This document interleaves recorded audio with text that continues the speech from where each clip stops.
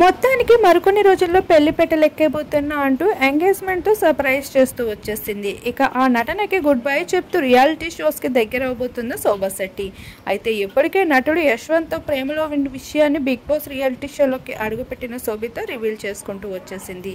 ఇక శోభా శెట్టి తన మాటలు ఆటలే కాదు, కార్తీక దీపం సీరియల్లో తను నటించిన నటనకి కూడా విలన్ పాత్రగానే ఎక్కువగా ఇష్టపడుతూ వచ్చేశారు. ఇక తను ఎంతలా ఆడియన్స్ని మెప్పిస్తూ వచ్చినప్పటికీ కూడా తనని ఒక విలన్గానే చూస్తూ కనిపించేశారు. బిగ్ బాస్ హౌస్లో కూడా తను విలన్ క్యారెక్టర్లో అందరినీ ఎంతో ఎంటర్టైన్ చేస్తూ వచ్చేసింది. ఇక బిగ్ బాస్ రియాలిటీ షో కూడా శోభా శెట్టి వల్లే నడిచిందని చెప్పొచ్చు. శోభా లేకపోతే ఆ సీజన్ అడ్డర్ ఫ్లాప్ అని కూడా మాట్లాడుకోవచ్చు.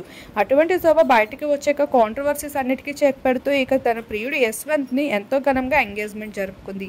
ఇక ఎంగేజ్మెంట్ జరిగే 1 year కావడంతో 1 year యానివర్సరీ అంటూ జరుపుకుంటూ వచ్చేసింది. అలానే రియాలిటీ షోస్కి ఎక్కువగా దగ్గరగా ఉండబోతున్నట్లు కూడా చెప్పుకుంటూ వచ్చింది.